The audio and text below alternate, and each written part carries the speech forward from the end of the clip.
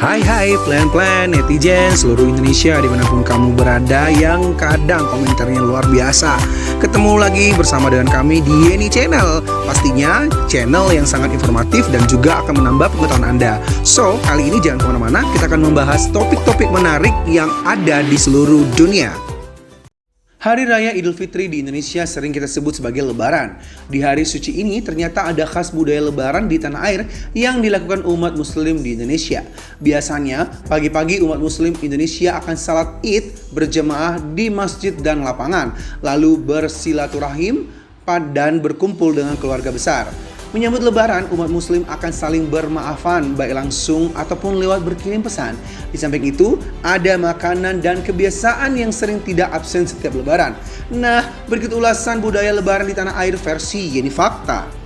So, jangan kemana-mana, tetap stay tune di channel Yeni Fakta. Karena bersama Yeni Fakta, kita akan mendapatkan informasi dan pengetahuan dari seluruh dunia. Yang pertama, mudik. Indonesia punya banyak daerah yang dikenal dengan budaya merantau.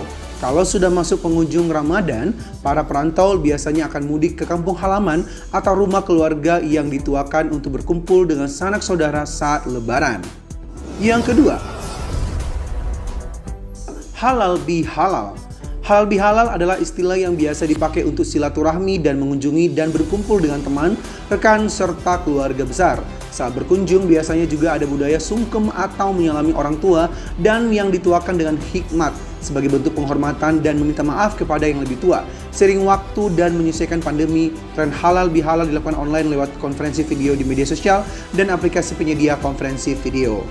Yang ketiga, kue. Menjelang Lebaran, kue-kue manis dan gurih biasa ramai dijajakan di pasar hingga mall.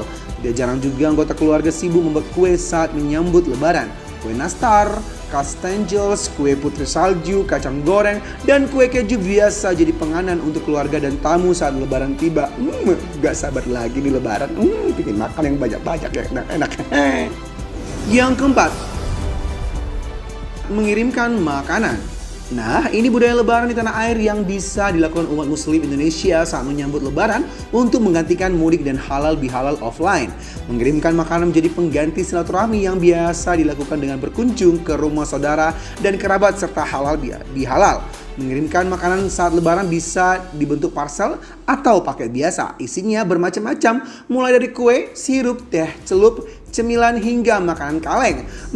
Mengirimkan makanan masuk kami juga menjadi obat rindu buat perantau yang belum bisa mudik selama pandemi.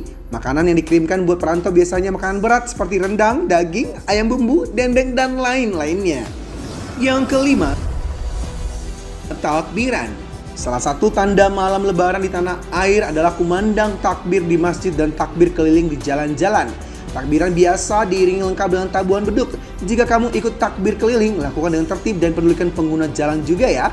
Meskipun hanya jalanan komplek, gue pernah ikut nih, seru. Yang keenam,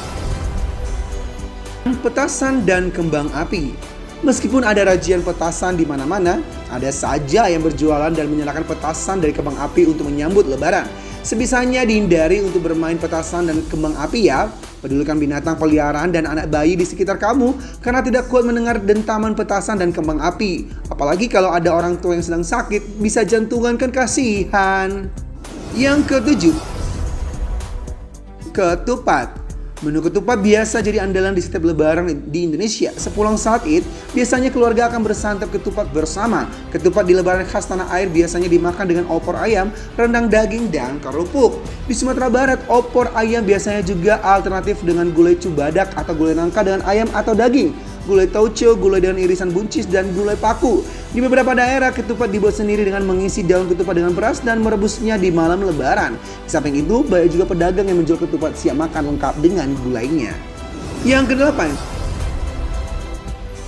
THR. Uang saku atau uang THR biasanya diberikan kepada anak-anak kecil, baik keponakan, anak sepupu, kerabat, dan tetangga. Juga remaja dan dewasa muda yang masih sekolah dan kuliah. Gue juga mau kalau ada. Di samping itu, perusahaan juga akan membayarkan THR untuk karyawan sesuai dengan ketetapan pemerintah. Semoga ya di perusahaan gue dikasih. Amin. Yang kesembilan, Ziarah kubur. Waktu lebaran juga biasa dijadikan momen untuk mengunjungi makam keluarga dan orang tua. Saat ziarah kubur, umat muslim Indonesia biasa mendoakan keluarga yang telah mendahului, menaburkan bunga dan juga menyiramkan air. Nah, demikianlah ulasan budaya lebaran di tanah air versi Yeni Fakta. Semoga ulasan kali ini memberi informasi dan pengetahuan tambahan untuk kita semakin lebih baik. Jangan lupa untuk subscribe, like, komen, share, dan tonton terus channel Yeni Fakta. Karena bersama Yeni Fakta, kita akan mendapatkan informasi dan pengetahuan dari seluruh dunia.